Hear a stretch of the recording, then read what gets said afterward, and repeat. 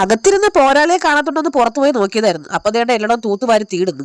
എന്തെങ്കിലും കഴിക്കാനുണ്ടാക്കാൻ ഇച്ചിരി തേങ്ങ തിരുമാന്ന് വിചാരിച്ചപ്പോ ദേണ്ട അമ്മ പുറത്തുനിന്ന് വിളിച്ചു പറയുന്നത് അമ്മയ്ക്ക് ഇനിയും പ്രസവിക്കണമെന്ന്. ചെന്ന് നോക്കിയപ്പോ ദേണ്ട കയ്യിൽ ഏതാണ്ട് കാടും പറലൊക്കെ പിടിച്ചോണ്ട് നിപ്പുണ്ട്. ചോദിച്ചപ്പോ പറയാ ഇത് പ്രസവിച്ച് കിടക്കുന്നവരെ കഴിക്കുന്ന സാധനമാണെന്ന്. ആ ബെസ്റ്റ്, ഇതിപ്പോ ആനപ്പുറത്ത് കയറാൻ വേണ്ടിട്ട് ആനയെ സ്വന്തമായിട്ട് വാങ്ങണമെന്ന് പറയും പോലെയാണല്ലോ. അമ്മ എന്തായാലും രണ്ടും കൽപ്പിച്ച് തന്നെയാണല്ലോ. ദേണ്ട പച്ചരയൊക്കെ എടുത്ത് വെള്ളത്തിട്ട് വെച്ചിട്ടുണ്ട്. പണ്ടുള്ളവർ പറഞ്ഞു കേട്ടിട്ടുണ്ട് ഒരു ദുരന്തം നടക്കുന്നതിന് മുന്നേ മധുരം കഴിക്കുന്നത് നല്ലതാണെന്ന്. ഇവിടെ പിന്നെ പ്രത്യേകിച്ച് മധുരമൊന്നും ഇല്ലാത്തതുകൊണ്ട് ഫർണീരിട്ട് വെച്ചിരുന്ന ക്യാഷ്നട്ട് കഴിക്കാന്ന് വിചാരിച്ചു. അമ്മ പുറത്തുനിന്ന് പിച്ചിക്കൊണ്ടുവന്ന ചെടിയെല്ലാം നേടിയത് പിന്നെയും പിച്ചെടുക്കുന്നുണ്ട്. ശീതൂട്ടി ഇങ്ങനെ സഹായിച്ച അമ്മ മിക്കറിയാണ്ടൊക്കെ ഉണ്ടാക്കും.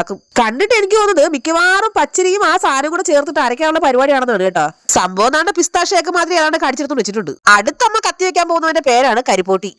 എന്റെ തക്കാളി ചെടിയിൽ കാവരാത്തത് അവര് തമ്മിൽ അവിഹിതം നടക്കാത്തോണ്ടാണെന്ന് കമന്റ് ബോക്സിൽ ആരോ പറയുന്നത് കേട്ടായിരുന്നു. എന്നാ പിന്നെ അതിനകത്ത് നിൽക്കുന്ന പൂക്കളെല്ലാം കൂടെ പിടിച്ചൊന്ന് അവിഹിതിച്ചേക്കാന്ന് വിചാരിച്ചു. മനസ്സിലായില്ലേ? പരാഗണം അതാണ്.